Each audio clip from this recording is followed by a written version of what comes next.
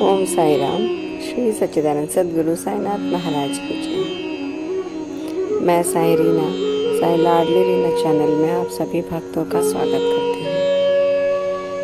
आज की साई चमत्कारी लीला, साईं बाबा का चमत्कारी आशीर्वाद। पुकार सुनी बाबा ने। तो आइए आज की कथा का शुभारंभ करते हैं। आज हम आपके लिए लेकर आए हैं साईं बाबा की एक ऐसी चमत्कारी कथा जिसे सुनकर आपके मन में श्रद्धा और विश्वास और भी अधिक बढ़ जाएगा।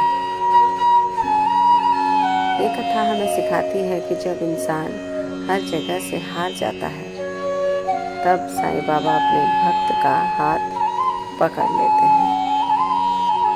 तो आइए पूरे प्रेम और श्रद्धा से आज की कथा सुनते हैं। ओम साई राम। ये बात कई वर्ष पहले की है। उत्तर भारत में एक छोटे से शहर में राजेश और सुनीता नाम का एक परिवार रहता था। उसकी शादी की 7 साल हो चुके थे, लेकिन उनके घर में हमेशा आर्थिक परेशानियां रहती थी। राजेश की नौकरी भी छूट चुकी थी। घर का खर्च चलाना मुश्किल हो गया था। सुनीता रोज साईं बाबा के सामने दीपक जलाती और कहती, बाबा, मैं धन नहीं मांगती, बस इतना कर दो कि हमारे घर में खुशियाँ लौट आए, शांति लौट आए। कई दिन बीतते चले गए। एक रात सुनीता ने सपना देखा। उसने देखा कि सफ़ेद कपड़ों में साईं बाबा उसके सामने खड़े हैं और मुस्कुरा रहे हैं। फिर साईं बाबा कह रहे हैं, बेटी, चिंता मत कर, अगले गुरुवार तेरे घर मेरी कृपा आएगी। सुनीता अचानक जाग गई। सुबह उसने राजेश को सपना बताया। राजेश ने कहा, शायद तुम ज़्यादा सोच रही हो और तुम रात दिन साईं का नाम जपती हो, इसीलिए तुम्हें ये ख्याल आया। सामने एक बुजुर्ग व्यक्ति खड़े थे। उन्होंने कहा, बेटा, मुझे बहुत भूख लगी है, कुछ खाने को मिलेगा? घर में बहुत कम राशन था, लेकिन सुनीता ने बिना सोचे अपनी थाली उस बुजुर्ग को दे दी। बुजुर्ग ने उस थाली से खाना खाया और खाने के बाद आशीर्वाद दिया कि साईं बाबा सब ठीक करेंगे। सुनीता अचानक चौंक गई। वो बाहर आई। उसने देखा कि साईं बाबा का आशीर्वाद कौन दे रहा है, परंतु उसे कोई नहीं दिखा। वो बाहर तक दौड़ी। गली बिल्कुल खाली थी।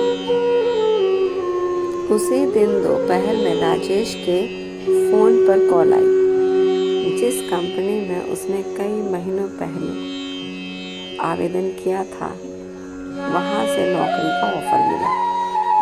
राजेश की आंखों में आंसू आ गए, लेकिन बाबा की लीला अभी खत्म नहीं हुई थी।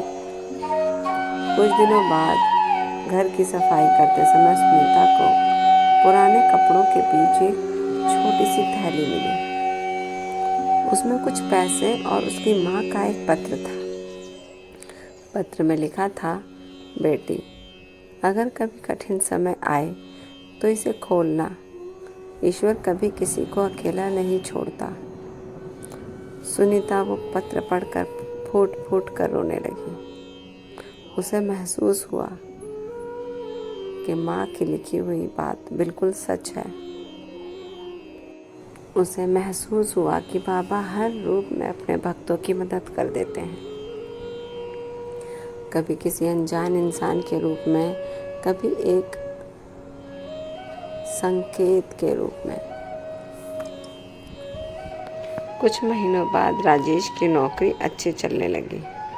घर में खुशियाँ लौट आईं। लेकिन सबसे बड़ी बात ये थी कि आज अब उन्हें धन से ज़्यादा बाबा पर विश्वास मिल चुका था। साईं भक्तों, बाबा हमेशा कहते थे कि श्रद्धा और सबूरी रखो, क्योंकि जो सच्चे मन से उन्हें पुकारता है, बाबा उसकी पुकार अवश्य सुनते हैं। अगर आपके जीवन में भी कोई संदेह है, संकट है, दुख या परेशानी है, तो एक बार सच्चे मन से साईं बाबा को याद कीजिए।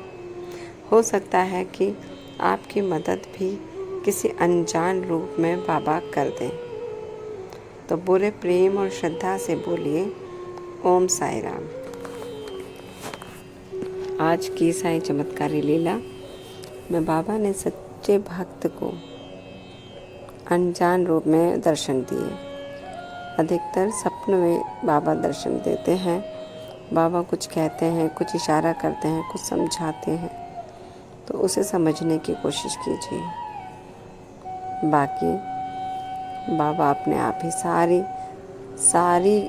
बातें जानते हैं और समझते हैं, कब क्या देना है, कितना देना है, कैसे देना है। तो केवल विश्वास रखिए, बाबा पर श्रद्धा रखिए, सबूरी रखिए। इसी के साथ आज की कथा यहीं समाप्त करते हैं। बाबा आप सब पर कृपा रखें, आपको आशीर्वाद दें और कष्टों से दूर रखें। ओम साई राम, जय साई।